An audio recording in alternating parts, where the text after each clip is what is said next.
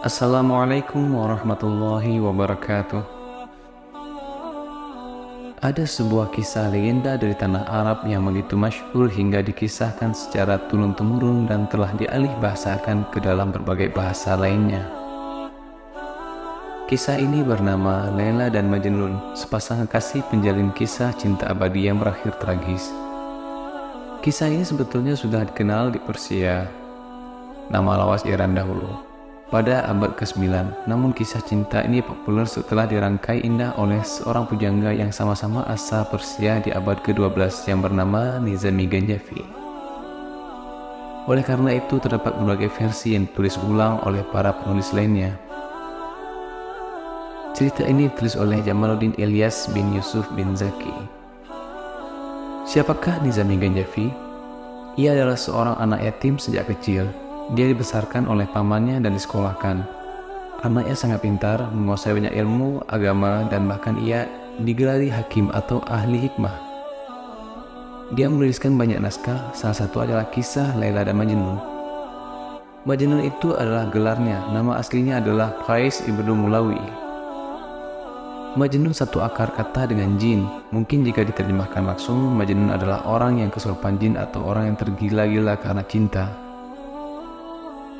Jatuh cinta teramat dalam biasanya seperti orang kesurupan, akalnya tidak jalan, makanya ia disebut Majnun. Sementara Laila secara akar kata itu artinya adalah malam. Ada yang bilang itu dinamakan Laila karena matanya sangat indah, hitam pekat seperti malam. Kisah Laila Majnun merupakan anak-anak muda dari dua kabilah yang berbeda. Awal mula pertemuan sepasang kasih tersebut. Ada seorang laki bernama Qais. Ia bukan siapa-siapa, bukan lelaki kaya, lagi berasal dari keluarga terhormat. Suatu hari ketika sedang mengenyam pendidikan di suatu sekolah agama, ia bertemu dengan seorang gadis yang bernama Laila. Dan pada detik itu juga ia jatuh cinta pada gadis tersebut. Sebagai bentuk rasa cintanya, Qais tak dapat mempersembahkan apapun selain puisi-puisi indah darinya. Gayung bersambut Laila yang terkagum pada puisi Qais menaruh perasaan yang sama terhadapnya. Qais yang tergila-gila pada Laila terus-menerus menulis puisi yang memuji dan mengagungkan sosok menawan gadis tersebut.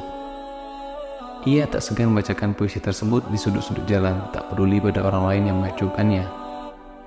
Namun, tidak seperti saat ini. Pada zaman dahulu cinta mengenal sekat. Jadinya cinta suci mereka tak disetujui oleh orang tua Laila. Laila adalah seorang gadis cantik yang terlahir dari keluarga terpandang. Sebagai putri dari seorang kaya raya, tentu Laila diharapkan dapat dipersunting oleh lelaki dengan kedudukan setara sehingga ia bisa hidup dalam gelimangan harta dan kekayaan. Namun cinta yang dimiliki oleh Laila adalah cinta yang suci yang hanya akan ia persembahkan kepada lelaki yang sungguh-sungguh ia cintai dan ia telah menemukan sosok tersebut dalam diri Qais. Begitu usia mereka sudah matang, Qais yang dijuluki Majnun atau gila oleh orang-orang lantaran ketergila-gilaannya terhadap Laila memberanikan diri untuk meminta restu ayah Laila. Hasilnya sudah pasti dapat ditebak. Ayah Laila menolak mentah-mentah. Ayahnya beralasan bahwa jika pernikahan itu terjadi, kehormatan keluarganya akan tercoreng. Majnun yang terkejut mendengarnya tak kuasa menahan kesedihan. Majnun yang tengah putus asa kemudian meninggalkan rumah dan keluarganya. Ia memutuskan untuk tinggal di padang belantara yang dipenuhi hewan-hewan buas. Di sanalah ia menjalani hidup di pengasingan dan kesendirian. Dalam keterpurukannya, ia tak henti-hentinya menulis puisi yang berkisah tentang kekasih pujaannya tersebut. Sang pujaan terpaksa menyambung tali pernikahan dengan orang lain.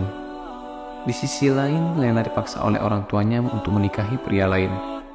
Pria ini bernama Ibnu Salam yang datang langsung melamar Laila. Meskipun hatinya menolak, namun Laila terpaksa mengiyakan karena tak tega membawa aib bagi keluarganya. Sepanjang hidupnya, Ibnu Salam tak pernah sekalipun berhasil menyentuh Laila. Meski tetap menjalani peran sebagai seorang istri yang baik dan patuh terhadap suaminya, wanita tersebut tak pernah sekalipun merelakan tubuhnya kepada pria lain. Berita menyakitkan ini lamban laun sampai juga ke telinga Qais, si Majnun. Sudah barang tentu hatinya semakin tersayat mendengar kabar ini. Sejak saat itu, ia memutuskan untuk menjauh dari peradaban dan menghabiskan sisa waktunya sendirian di pedalaman hutan. Hari-harinya hanya ditemani oleh hewan-hewan liar yang secara ajaib kerap berkumpul di dekatnya. Khususnya manakala cuaca sedang sangat tak bersahabat, beberapa pelancong dari negeri seberang pernah melihat dirinya ketika mereka tengah bepergian dari dan ke dalam kota. Ketika menulis puisi, Majnun hanya dipersenjatakan dahan kayu dan menuliskannya di atas pasir. Kabar duka kepergian orang tua semakin menjatuhkan Majnun ke dalam keterpurukannya. Bertahun-tahun kemudian, kedua orang tua Majnun meninggal. Mengetahui hal itu, Laila berniat mengirimkan kabar tersebut pada Majnun. Ia menemukan seorang pria tua yang mengklaim sering melihat Majnun di gurun pasir. Melihat Laila memohon segukan, Pak Tua akhirnya menyetujui permintaan Laila. Suatu hari ketika pria tua tersebut kembali menemukan Majnun, ia pun memberitahukan kabar duka ini.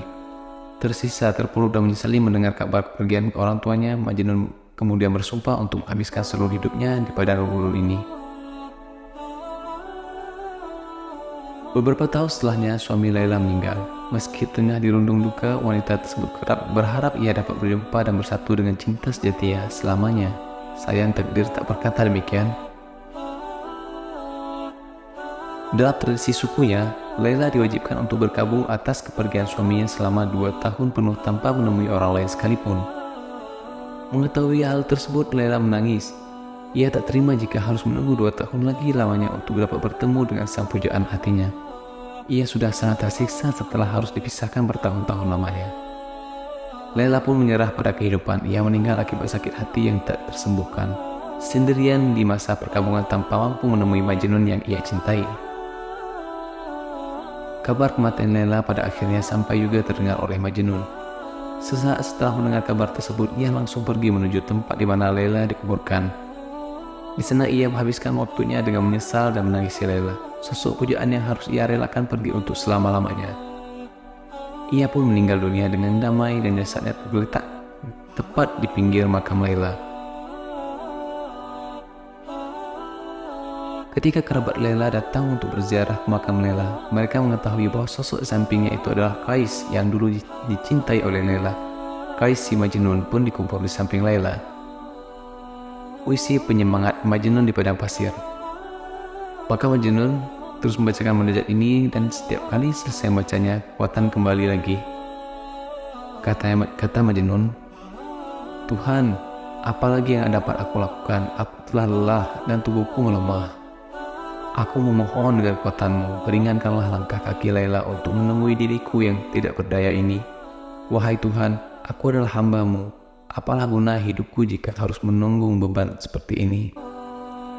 Tunjukkanlah kemuliaan-Mu, turunkanlah berkah-Mu, agar jiwaku dapat hidup kembali, terhindar dari lembah kematian dan memperoleh kekuatan untuk melangkah menemui kasih-Ku. Wahai Laila, aku tahu engkau terpenjara dalam lingkungan keluarga yang mengasihimu. Tapi mengapa engkau tak hendak melihat diriku yang terlunta-lunta di padang gersang? Aku hidup terasing, orang-orang menganggapku gila. Mereka menista dan menjauhiku. Duhai kasihku, jiwa cinta telah mengambil jiwaku dan menyandingkannya dengan jiwamu. Aku tidak akan dapat memperdulikan anggapan orang. Aku hanya memohon padamu, kuatkanlah tali pengikat jiwa kita. Jangan biarkan tangan-tangan kotor menjamahnya. Jangan kau biarkan nafsu dan kemewahan dunia melenakkan jiwa kita. Cukuplah bagiku kenangan saat-saat bahagia kita ketika memandang jernih matamu, dapat menikmati madu senyummu, memandangi ikal rambutmu bagaikan debur ombak pantai. Biarkan kenangan itu menjadi mata air kebahagiaan, tempat istirahat musafir cinta yang kehausan." Nah, kalimat ini adalah kalimat Majnun yang ucapkan saat ia melemah. Setelah membaca ini, terus ia bergairah kembali hidupnya. Begitulah kisah cinta Laila dan Majnun yang harus berakhir tragis dan memilukan. Namun kisah perjuangan mereka dalam menjaga kesucian cinta bagi satu sama lain akan terus abadi dan akan selalu dikenang, terutama oleh insan-insan manusia yang mencari cinta suci dari kekasih sejati. Ini adalah pelajaran dari Nizami. Kalau kita sedang jatuh cinta, maka semua yang berhubungan dengan yang kita cintai pasti juga akan kita cintai, kita hormati, dan kita hargai. Dari kisah ini dapat kita ambil pelajaran, kalau kamu sedang susah, banyak masalah, kesulitan yang tidak henti-hentinya, semua itu mungkin karena Allah ingin engkau dekat dengannya. Mungkin Allah rindu akan dirimu, mendengarkan suaramu tulus. Untuk itu maka cintailah Allah, dekatlah sama Allah. Dengan rasa cinta, maka kamu tidak akan kecewa, tak akan mengeluh, tidak akan putus asa karena banyak rahasia di balik itu semua.